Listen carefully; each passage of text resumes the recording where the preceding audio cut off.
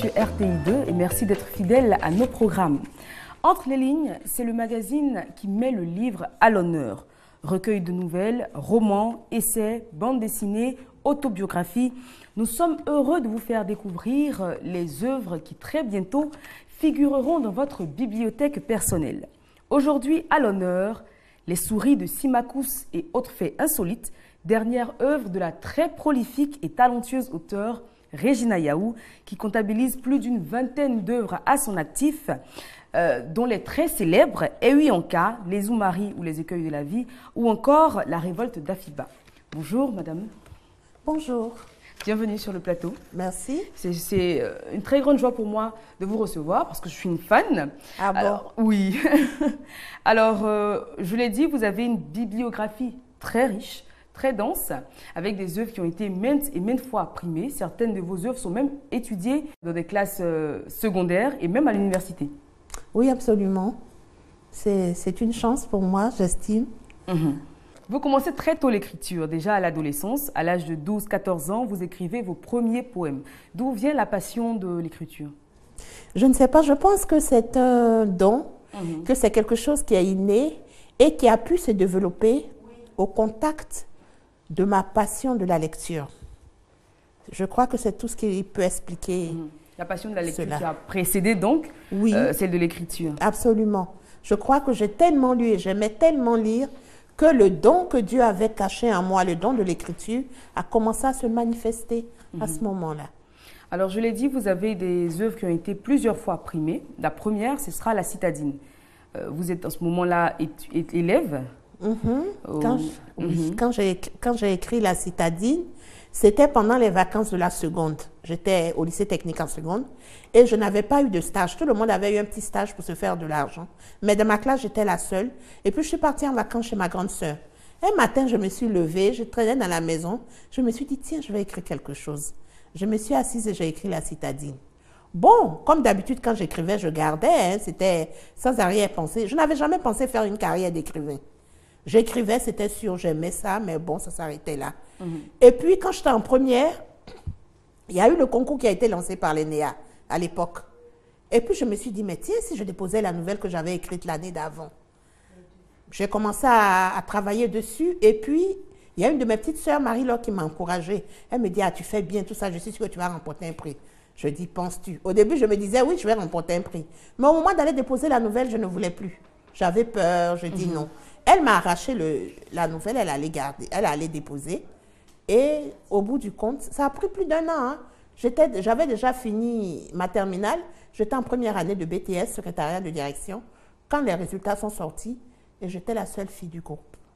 Félicitations encore. Merci. Alors, votre première œuvre que moi j'ai lue particulièrement, c'est Ewi-Anka.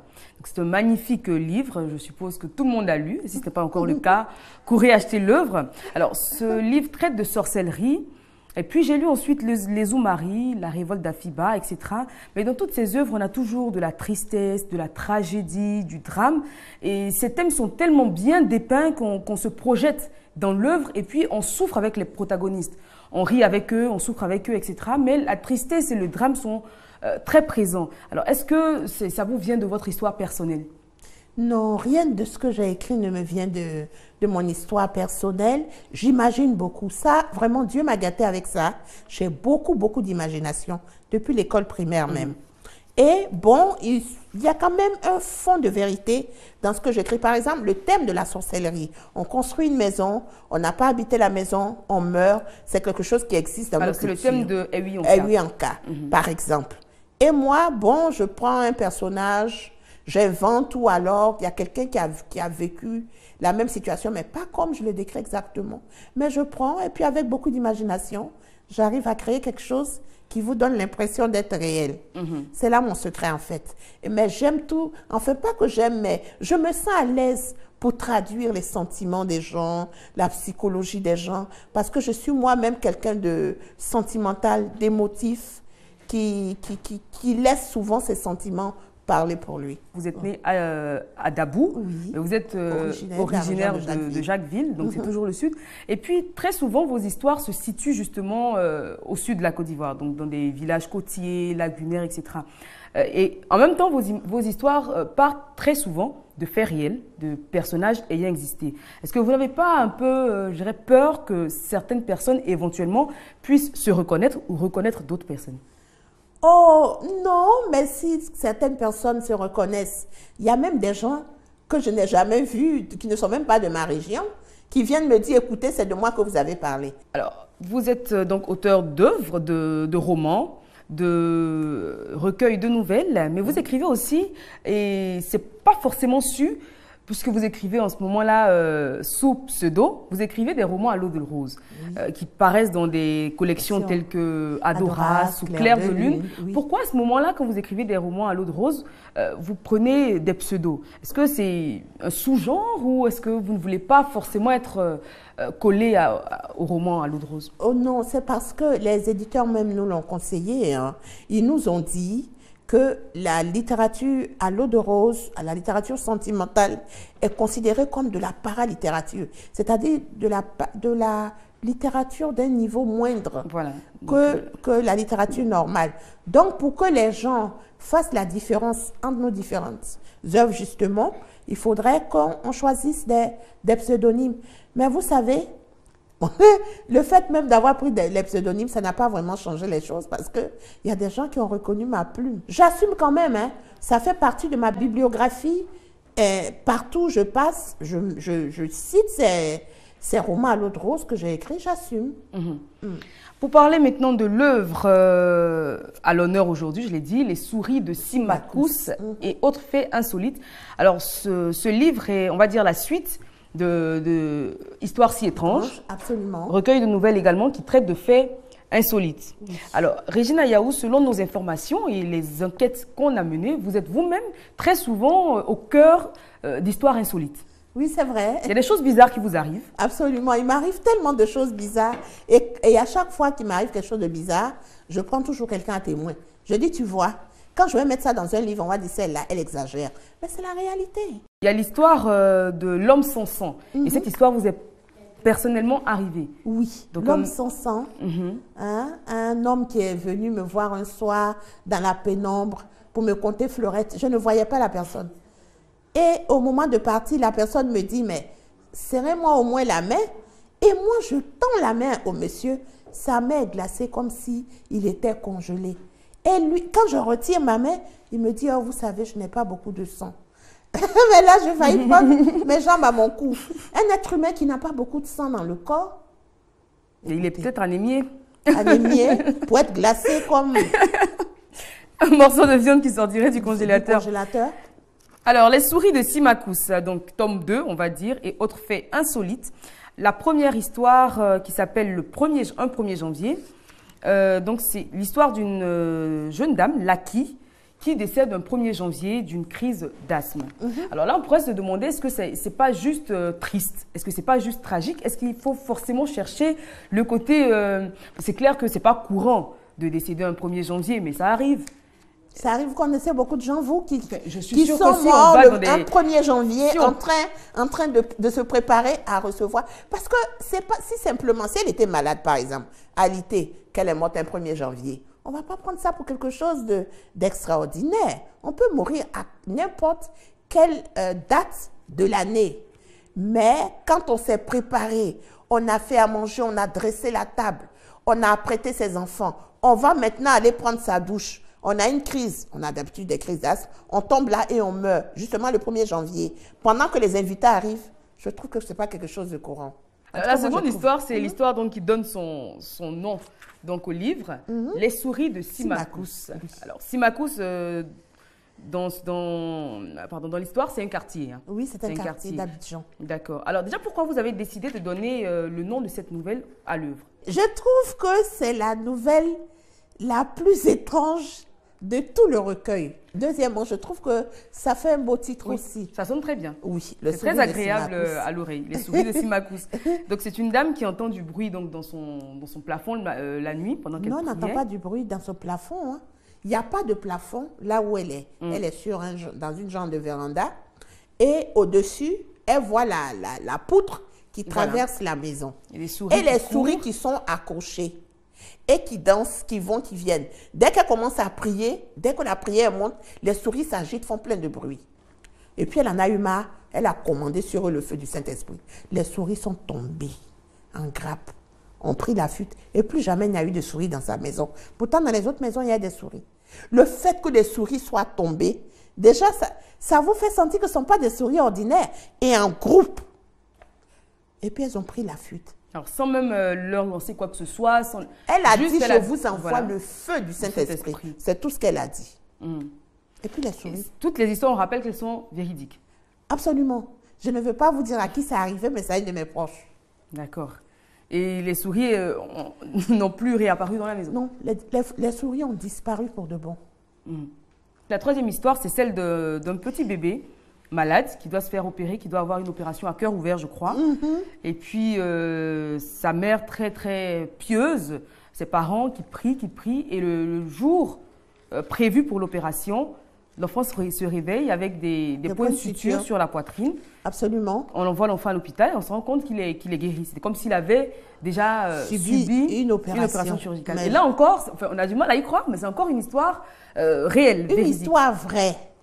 Moi, je veux conserver l'anonymat des gens dont je raconte les histoires. Parce que ce ne sont pas des histoires, toutes les histoires. Par exemple, dans le tome 1, disons, dans Histoires si étranges, il y a beaucoup d'histoires qui m'ont été racontées par des personnes à qui l'on a raconté. Vous voyez ce que je veux dire? Ça venait d'assez loin. Mais ça, c'est la tante, la cousine Germaine de la mère du bébé qui m'a raconté. Parce qu'on est en train de discuter de prières, des miracles et tout. Et puis elle m'a dit, voilà ce qui est arrivé à ma cousine Germaine dans tel pays. Comme ça, elle m'a dit, bon, en gros, ce qui s'est passé. Donc, à moi de scénariser, de créer un peu les conditions de vie, comment ça se passait et tout. Sinon, le fait que le bébé a été miraculeusement opéré, ça, c'est la réalité. Et c'est assez poignant à lire. Les histoires sont certes brèves, mais c'est là l'intérêt d'une nouvelle. Hein. Oui, justement. On n'a pas besoin d'avoir 10 pages en 3 pages. J'ai fait exprès dans ces deux volumes de récits, là, de nouvelles, que les récits soient courts, parce que je veux faire comme taper comme un coup de poing sur la table. Voilà, voilà. Parce que si c'est long, on se perd un peu, et tout, quand c'est court, et puis la fin choque, ça passe. Alors, parlons de fin qui choque, justement. On a l'impression que chaque fois, vous voulez vous ajouter une part de mystère pour envoyer le lecteur un peu plus loin, le pousser à réfléchir. Mais bien sûr. Mais en même temps, je me dis, par exemple, dans l'histoire du monsieur qui se suicide, parce qu'il a des histoires avec sa femme, il se suicide, il se jette d'un étage assez élevé devant sa femme et ses enfants. Oui. Et à la fin de l'histoire, vous expliquez très bien qu'il a des problèmes avec sa femme, etc. et tout. Et puis à la fin de la nouvelle, vous dites, et si finalement c'était un suicide télécommandé depuis le village, comme on dit certaines personnes. Mais en même temps, moi, personnellement, j'ai du mal à entrer dans cette porte de sortie-là parce que rien ne m'y a préparé.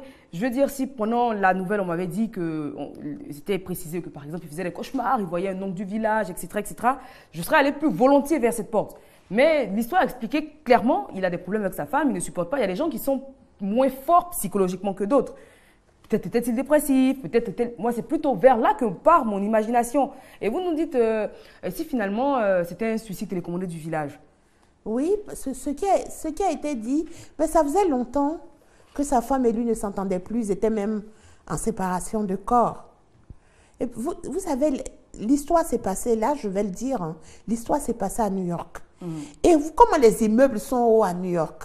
Vous connaissez un Africain qui s'est disputé avec sa femme, qui a eu tant de chagrin, qui va monter au dernier étage de l'immeuble et puis se jeter dans le vide devant sa femme. C'est tout petits enfants, hein, 2, 4 ans. Écoutez, ça c'est pas normal. Justement, rien ne laissait présager. Donc sa femme, elle ne s'était pas attendue à ça. Le monsieur a parlé, puis il a enjambé la fenêtre. Et vous trouvez ça normal? Non, c'est pas, pas du tout. C'est pas normal, mais en même temps, je veux dire... Ce n'est pas si insolite. Bon. Mais vous savez, bon, chacun a sa façon de réagir face aux choses. Hein. Il y a encore l'histoire d'une dame qui est infirmière, qui laisse son mari à la maison, qui va effectuer une garde, qui revient parce qu'elle a oublié quelque chose à la maison, qui revient et qui surprend son mari avec une femme. Et elle repart à l'hôpital et elle se suicide. Elle avale des comprimés. Oui. C'est parce qu'elle a vu son mari avec une autre femme. Elle n'a pas été assez forte pour le supporter. Mais qu'est-ce qui l'a amené à la maison? Bah, comment s'appelle la nouvelle? La nouvelle s'appelle Le Malaise. Et c'est comme si elle était morte de ce malaise. Parce que c'est le malaise qui l'amenait. Elle ne se sentait pas bien du tout. Sans raison. Alors qu'elle venait d'arriver au travail, elle était bien quand elle arrivait et tout. Et puis à un moment, elle a commencé à se sentir mal. Il fallait absolument qu'elle rentre à la maison. Et c'est quand elle est rentrée à la maison, elle a découvert son mari avec sa cousine ou sa nièce à lui dans leur lit conjugal. Bon, c'est une femme blanche, hein. Vous savez, si c'est nous, on va dire... Renvoie-moi cette cousine au village vite fait. Et puis on va essayer de trouver une solution. Mais les gens lui avaient dit que les Africains n'étaient pas des bons maris. Mais elle a tenu, elle est venue et apparemment elle était heureuse. Donc c'était si insupportable qu'elle est retournée et elle s'est suicidée. Mais elle est morte d'un malaise qui ne tuait pas. C'est ce qu'il faut comprendre. C'est le malaise qui l'a amenée à la maison et qu'elle a engendré sa mort. Alors qu'elle n'est pas morte de maladie. Elle n'est pas morte de maladie, mais voilà. Finalement, c'est le malaise qui l'a amenée à la maison. Et puis voilà. Alors, dans l'œuvre, on parle également de religion. Il y a beaucoup de nouvelles qui traitent de religion, notamment l'église en bois. Oui. On a parlé donc de l'opération, donc du bébé, Dieu ne dort pas, notamment, etc. Quelle est la place de la religion dans la vie de Regina Yaou? La religion, non. Quelle est la place de Dieu? De Dieu. Voilà. Ouais, je pense que c'est plus juste. Oui, parce qu'on peut avoir les dehors d'une certaine religion, mais qu'est-ce qui se passe à l'intérieur? Parce que Dieu, lui, ne regarde pas aux apparences, il regarde au cœur. Dieu est très présent dans ma vie et je n'ai jamais été une grenouille de bénitier. Mais il s'est passé certaines choses qui m'ont fait croire et comprendre que Dieu existe et qui m'ont amené à me rapprocher davantage de lui. Il est très présent dans ma vie et ça n'est pas toujours facile, mais j'essaie de marcher avec lui. Très bien. Regina Yaou, nous allons maintenant faire une pause. Vous le savez, votre œuvre a été soumise à l'appréciation et aux critiques, on va dire, de certains téléspectateurs. On va tout de suite rejoindre celui qui, aujourd'hui, a lu Les souris de Simakous. Il a quelques questions à vous poser. D'accord.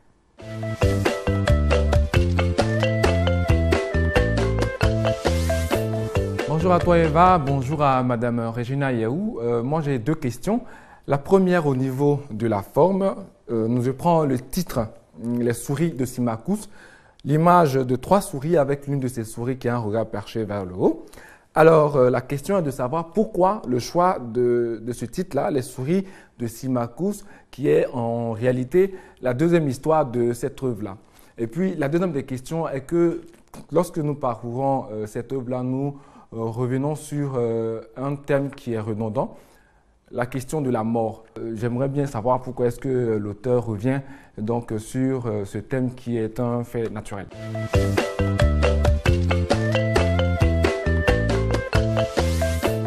Retour sur le plateau, merci donc à Monsieur Tano Aka pour ces questions.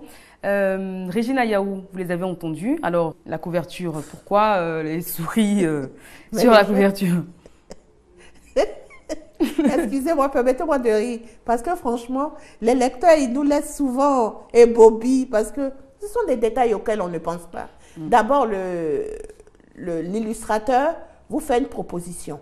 Moi, je lui ai dit, écoute, mets-moi des souris sur un plancher en bois. Et lui, il fait, puisqu'il sait que c'est une maison, un genre de terrasse, il essaie de trouver quelque chose qui va avec. Bon, les souris auraient pu être plus petites, mais on était un peu pressés, on partait au Salon du Livre de Paris au mois de mars et je voulais absolument partir avec le livre. Je n'ai pas voulu être trop regardante. Voilà, mais c'est bon, ça frappe et voilà. Sinon, j'ai très peur des souris, mais je suis retrouvée. Maintenant, pourquoi Les souris de Simakous? Je pense que c'est un titre qui résonne bien, qui est bien pour le livre. Et pourquoi, malgré cela, la première des nouvelles dans le recueil, c'est le 1er janvier. Si vous avez lu la dédicace, c'est en l'honneur de cette femme qui est morte le 1er janvier, qui était une de mes super fans, qui voulait me rencontrer. On n'a pas eu l'occasion de se rencontrer. Il y a Marie-Angèle, Caroline Angèle Yao, qui a écrit Nafiassou, qui était aussi une de mes super fans. On avait pris rendez-vous. J'ai parlé d'elle aussi dans le livre. On devait se rencontrer. Je voulais même qu'on parle de Dieu et tout. Et avant qu'on ne se rencontre, on était peut-être à une semaine de notre rencontre. Un matin, j'arrive, on me dit qu'elle est morte. Donc, j'ai voulu la dédier. Et puis, une de mes belles cousines, qui était aussi une de mes super fans, qui est décédée. C'est une histoire qui vous touche particulièrement. Voilà, en fait. Voilà. Donc, c'est pour ça que j'ai mis l'histoire de Laki, de Lauratou, en fait, en premier, pour lui rendre mes hommages. D'accord. Maintenant, il a dit, la mort est un phénomène naturel, on n'en dit ce qu'on ne vient pas, mais toutes les morts ne sont pas naturelles. Je suis désolée, la Bible dit que Dieu nous donne de vivre jusqu'à 70 ans. Ça, c'est ce que Dieu a fixé. Si vous partez avant, vous n'avez pas fait votre temps qui vous a été imparti. Et tout dépend des circonstances aussi. Maintenant, si vous vivez encore après, c'est un bonus. D'accord. Voilà. Je sais plus. L'espérance de vie de l'homme, selon Dieu, c'est normalement, selon Dieu, selon la Bible, qui est quand même antérieure à d'autres livres sacrés, hein, Dieu dit 70 ans. Je ne sais plus, c'est dans un psaume, je ne sais plus lequel.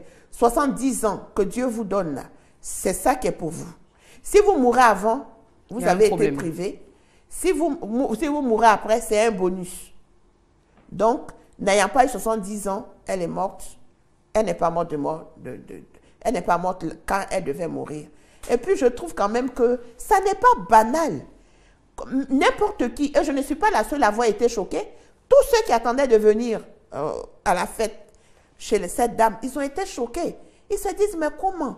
Un 1er janvier. Et puis tout le monde a dit, ah ça, ils l'ont bouffé pour la Saint-Sylvestre. Écoutez, ça c'est une réaction, même africaine ou peut-être pas, mais ce qui est sûr, ça choque. Une personne est malade, si elle meurt le 1er janvier au matin, on va dire, oh, elle était malade, la nouvelle année n'a même pas vu. On va trouver quand même le moyen, alors que la personne était à l'article de la mort. À plus forte raison, une personne qui se portait bien. En bonne santé. Je pense que c'était tout donc pour les questions de M. Tano Aka.